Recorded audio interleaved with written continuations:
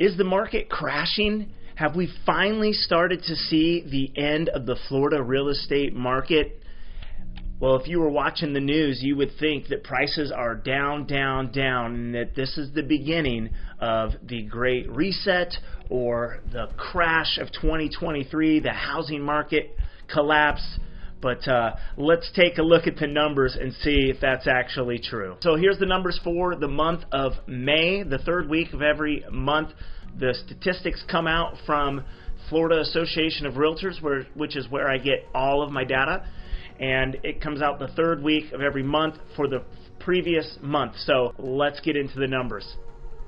So for May of 2023, we had 1,234 closed transactions. That's up 230 transactions from last month, but down year over year, just a little bit, 1.6%. We've got the amount of transactions that were paid in cash for the month of May was 28%. So 28% of all transactions were paid with cash, no lending. Interest rates are probably causing people to rethink how they leverage their finances, but that was up from last month and down about 30 transactions from this time last year.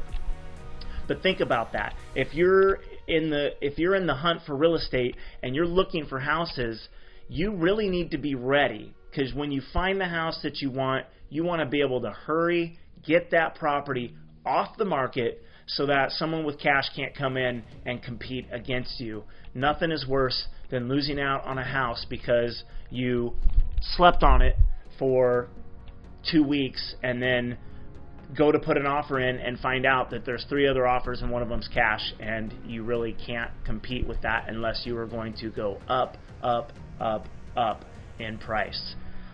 So the median sales price is up from last month by about $6,000 and pretty much straight across flat from this time last year. Average sales price was down $5,000 from $420,545 to $415,256 for that average sales price, but it's actually up 0.7% from this time last year. Let's not forget this time last year was still the climax of the market, the real estate boom. And we were seeing properties hit the market and be gone in 8 days. It really was low inventory, high buyer pool. Interest rates were still pretty good, and it kind of plateaued right around May, June, and then started to decline toward the end of summer last year and into the fall, and now it hit a bottom, and now it appears to be creeping back up. So dollar volume, obviously, with more closed sales, is going to be up from to $512.4 million of closed sale. All of these statistics are for the Fun Coast of Flagler County and Volusia County. And I just focused on single-family residents because it does make up the largest portion of transactions. Median price percentage to original list price. So this statistic is just merely saying what was the property listed for and how much did it actually close at, what percentage of that price. So we, in the month of May, we're at 96.9% close to ask price. So that's actually up 0.1% from last month, but down 3.1%. Well, this time last year it was 100%. You are not going to list your house and get anything but asking price or over. So 96.9% is still really, really good. And if you have a realtor and you're listing your home with reasonable expectations, you should expect to get full ask for it. Median time to contract is down to 28 days from 34 days to 28 days. 34 days last month, 28 days this month. So things seem to be picking up as far as how long properties are on the market. And part of that is just low inventory and the buyer pool is a little bit larger than the supply of inventory of houses on the market right now. It was 8 days this time last year, May of 2022. 8 days. You list your property. 8 days later, you were in contract. Time to sale is we're at 73 days, which is actually down a day from last month, which was 74 days, but it's up considerably. It was 50 days this time last year, which tells me that escrows, the average escrow time is about 45 days. We were used to seeing 30-day escrows. That number would probably be even higher if we didn't factor in those cash transactions, which typically take a lot less time. There's a couple reasons for this that I believe. One of them is just there was some huge layoffs nationally for lending companies because the national market is in a decline. There has been a price correction happening in the real estate market nationally, but this does affect the market here in Florida because a lot of lenders are national lenders and not just local to Florida. I think that's part of it. The other part of it is I just think the interest rates and finances and the uncertainty in the economy nationally have got lenders a little bit timid. They're taking their time with underwriting and looking at loans with a little bit more scrutiny before they approve them. I can certainly attest to that. I have some deals that have taken longer than 45 days because of that fact. So new pending sales. So how many transactions, how many homes listed went pending this last month? And that was 1,127 homes went pending. This is actually down 100 from last month. So this could show us that there will be a decrease in closed sales for the month of June, which we will find out here in a couple weeks. I'm interested to see how that plays out. We have new listings up from 1,204. We are up to 1,383, and from year over year, that's down 15% from what we had a year ago. There was 1,637 homes hitting the market in the month of May of 2022, and so we're seeing just low inventory. It's slowly creeping up. We're getting a little bit more and a little bit more every single month, but not really enough to take the market average price and drop. It's just enough for buyers to have some choices and some options, so they're not settling for a home that they really don't want, but just to get in a door. They're conceding a lot of their wish list and even some must-haves. Inventory of active listings is up to 2,646, up about 100 from last month. Again, 1,000 more homes than we had this time last year, and it's still historic lows.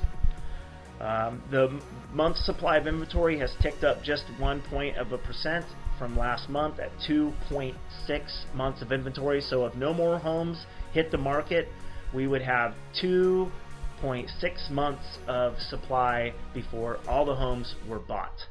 That's what that number means. So what does this mean for buyers and for sellers? Well, if you're a buyer, it really means that you need to have everything lined up. Get your pre-approval, get the process started for lending so that when you find your home, you are ready to put in that offer. When you do find that home, you need to think about and consider taking less time to decide of whether or not you want that house.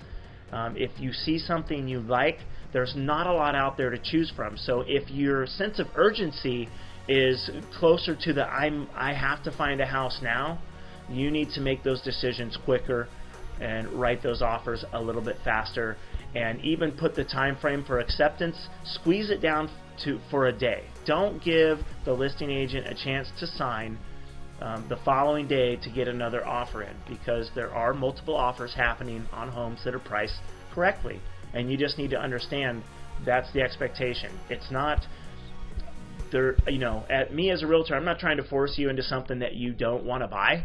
I just want to make sure that you don't lose the house that you really, really like. So especially if you've looked at 20 homes, you probably know exactly what you want, and when you see it, it would be good for you to make that decision sooner rather than later, or risk losing the house. And that's just a risk that you have to take if you take your time. For sellers, what this means is there's a lot of sellers that are sitting on the sidelines right now, and I just want to acknowledge that, because what we have is a lot of sellers own a lot of equity in their homes, and they're locked in the low interest rate. So why would you as a homeowner want to sell your home that you have equity in, take that money in a low interest rate, and then go buy a different house, maybe a bigger house, maybe a smaller house, but double the interest rate? So it's really, you're not, the trade for a lot of sellers is not beneficial to them, and I totally understand that, and I would agree with you that if that's your case, you might want to wait and see what happens. But if you are looking at it from if you're looking at it from the perspective that interest rates will go down in the next couple years, there are options for you. If you need to upsize, if you just had a child or two in the last couple years, or you got a promotion at work and you don't like your first house was just a temporary home, it's still a great time to sell, because you're going to get top dollar for your home.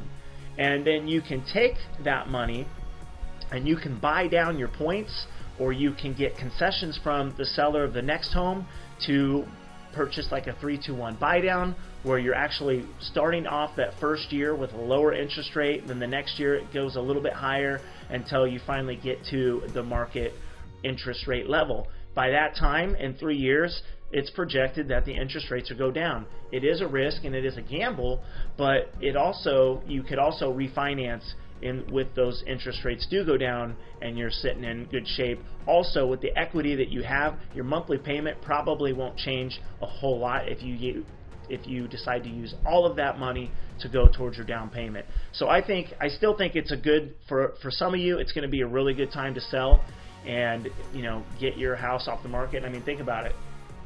28 days. In 28 days, if you're thinking about listing your home now, let's make an appointment. Let me walk through your house. Let me give you an honest evaluation of what your reasonable expectation of what your home could list for, sell for, and how long it's going to take to get it done, and any improvements that you might need to make, just to give it more curb appeal and get you ready so that you can get out there and start looking for your next dream home. Alright guys, hey, thanks for watching the channel. Again, this is Jason Dreams Realty, Jason Hanson, the LPT Locals Group, here with another market update. Don't forget to like and subscribe, and to share this video with people that you know might need to hear what's going on in the market here locally in the fun coast of Florida, Flagler and Volusia County. And until next time, don't quit your daydream.